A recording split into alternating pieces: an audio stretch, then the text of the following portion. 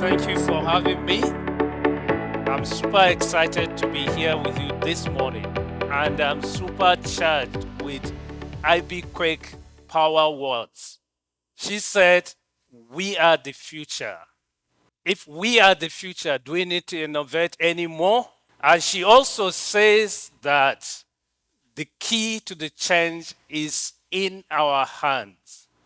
So, first and foremost, I want to thank the organizers of this conference, the Computer Warehouse, for inviting me and giving me the opportunity to talk to you about a topic that is so near and dear to my heart, and also for bringing you all together this morning. So, the future is brighter and it is dazzled with technological advancement and digital offerings.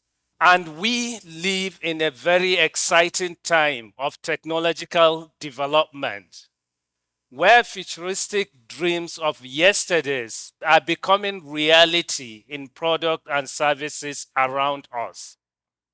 We've been hearing or talking about flying cars, smart cities, connected homes, and many more. So all these futuristic or science fictions today are realities around us. And digital technology has transformed our lives, revolutionizing the way we work, learn, and socialize. It has created hubs, challenges the conventional wisdom, and is shaping the competitive dynamics in several ways. Today, if you don't disrupt, you'll be disrupted. No matter what industry you are, the technology is pervasive and is permeating everywhere. And these emerging technologies are foundational and general purpose technologies. They cut across every industry. So we need to look at the traditional industries and the future industries. And the future doesn't come like by accident. We need to design it, we need to create it. And you cannot forecast the future, you can only create it. How can we create it? We need to use the technology. We need to find a way that we can relate our life today with the future we want to be. Three capabilities in the digital technology are disrupting and inspiring to any business you think of. We have ubiquitous data. Everything you want to know is available. All what you need to do is to go and find it, you will get it. Before, we do a lot of marketing, we do survey, you need to send people around, but today you can do all this by sitting in your office using technology. And secondly, there is unlimited connectivity. You can connect to anything you can think of. You can connect to your home, you can connect to your office, your car, your fridge, everything you can think of. We are talking about brain interface technology and many more. So this is also is inspiring us and is lowering the barriers to entry. And thirdly, there is massive processing power. Before, it was very expensive to buy computers, but today we all have computers in our pockets. We have even multiple computers, our wristwatch, our smartphones, and many things we carry around are computers. And some of them are more powerful than even the computer that took the Apollo 11 to space. So this massive computing processing power is also helping in lowering the barriers to entry. That's why we are having different ways of doing businesses and it's disrupting. If you don't disrupt yourself, someone will come and disrupt you. Someone that cannot compete with you in an industry before, today can come and dominate. We have seen Uber before you can start a transportation business, you need to have cars. But today you don't need. Uber is the largest transportation company but owns not a single car. We have seen Facebook as the largest media company but doesn't write content. You and I write for Facebook. We have seen Airbnb as the largest hospitality business, doesn't own a single room. So this is lowering the barrier to entries. Then we are witnessing the expanding reach and also scalability of business. Also, the speed and agility is increasing. The technology is making it possible to achieve whatever you want to achieve without huge investment. We are seeing infrastructure as a service, software as a service, platform as a service. All this increase the agility. And lastly, it's about customer experience. The technology is helping us to personalize everything and make it easier and interactive with your customers. So this will really help in scaling up and creating the future we are talking about. But to create the future, it won't happen by accident. We need to design as a nation. So the country is setting its digital vision. Our president, President Bola Ahmed Tinubu, has given our ministry a mandate to accelerate the Nigerian economic diversification through enhancing productivity in critical sectors. Every sector you think of, you can use technology to enhance productivity. So to achieve that, the ministry, our minister, Dr. Bosun Tijani, launched the strategic blueprint for the ministry last week, and it is out there for feedback and contribution. Under the strategic blueprints, we have 5 strategic pillars. Firstly is knowledge. When you talk about the future is digital, and digital is about knowledge, it is about talent, it's about what you know. That's why we call it knowledge. Under knowledge, we have the digital literacy, where we have an ambitious target to achieve 95% digital literacy by 2030. And we have a midterm target of achieving 70% by 2027. If you look at the Nigerian population, more than 60% are below 25 years. That means they are digitally native. All they need is just a small push for them to be digitally literate. Digital literacy is about your cognitive and technical skills to use digital devices safely and responsibly. We also have an initiative of building talent, making Nigeria the global talent net exporter. We believe our human capital is our greatest resources in this country. And talent also is a huge market. According to Conferry, by 2030, there would be 85 million talent deficit globally, which will result to 8.5 trillion US dollars unrealized annual value. Most of the developed countries, they will have that deficit because of aging. Only India will have a surplus of 1 million.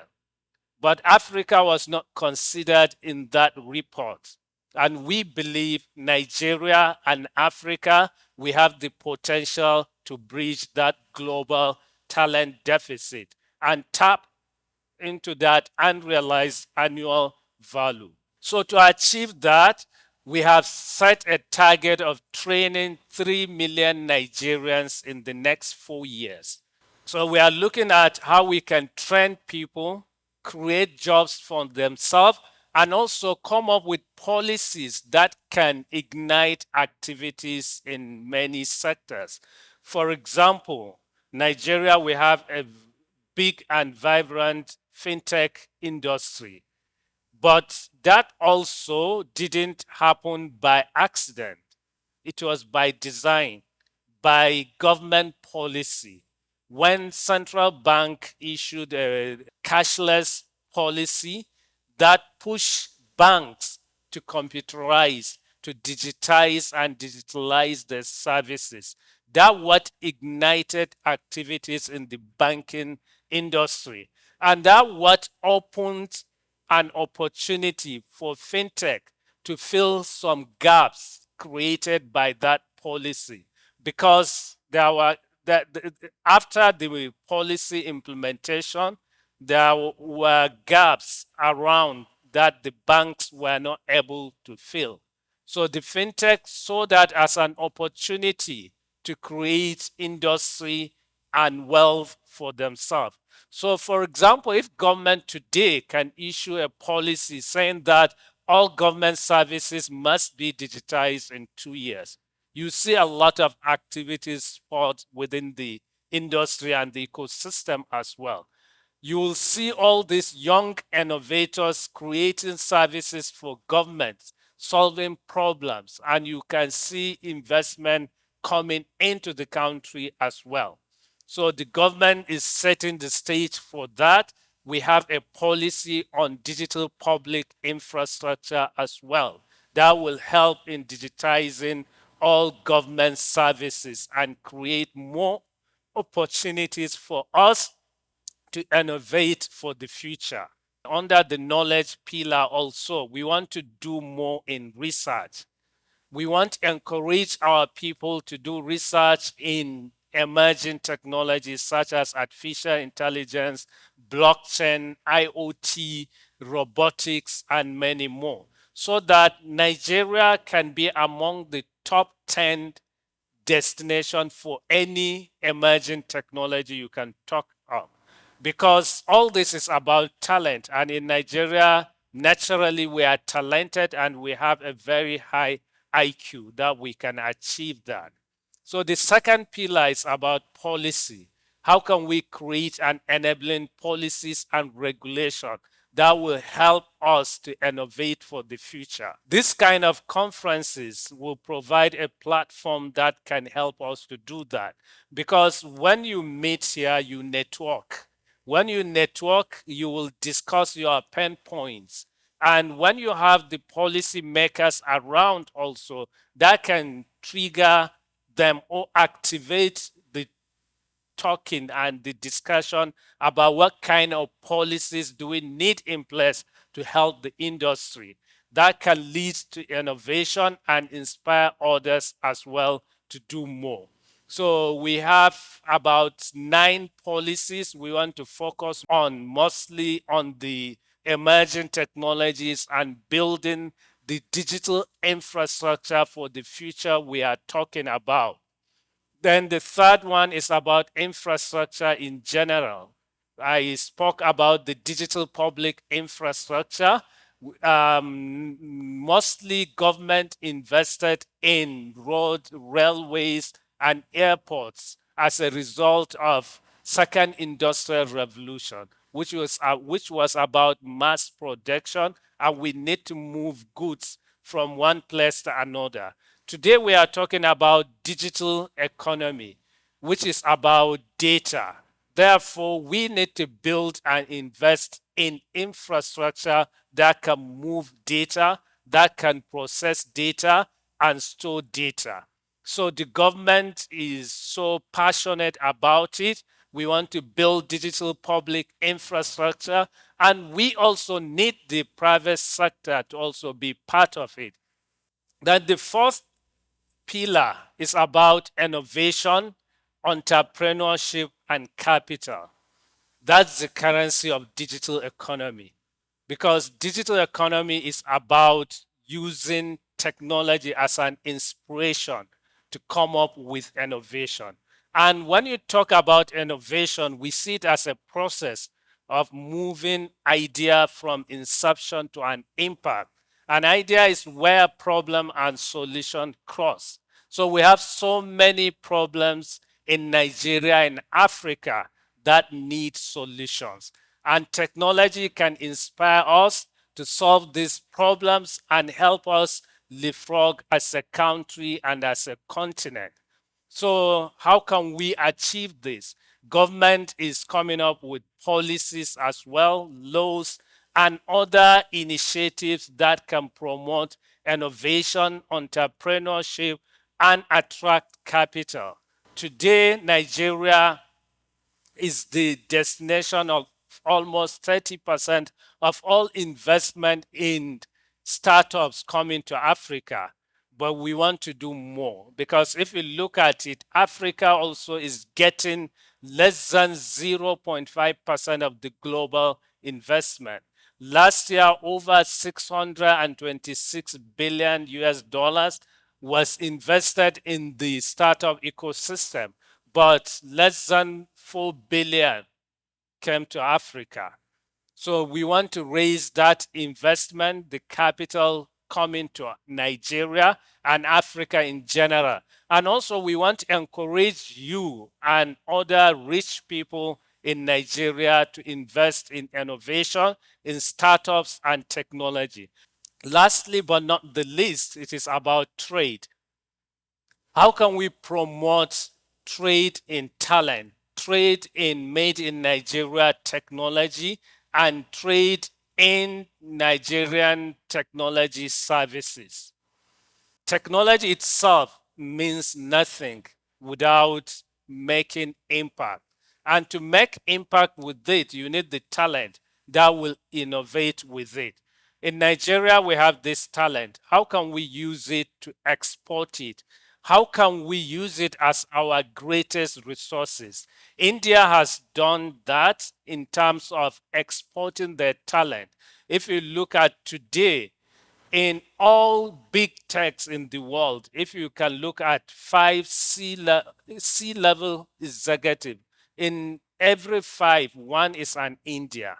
Means 20% of C-level executives in tech companies are Indian. That helped them when they go back to their country, they go back with the knowledge, they go back with the exposure to build their own ecosystem. So Nigeria also, we can learn from that. We can export our people to go and get the experience to also dominate the global ecosystem, as well as encourage them to come back and build our own ecosystem.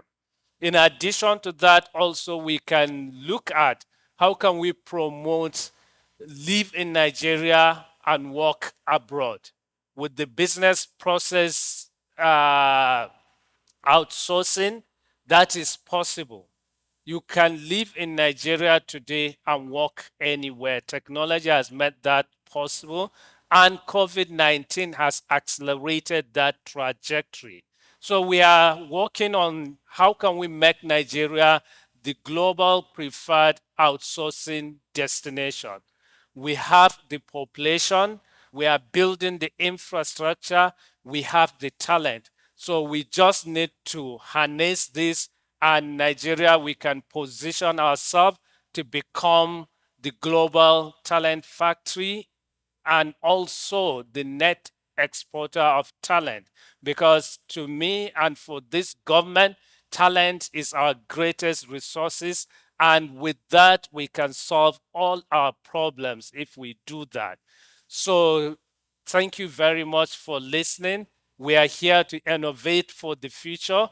And I think the future also is arriving faster than we expected. And Ibukwe said, we are the future. Thank you.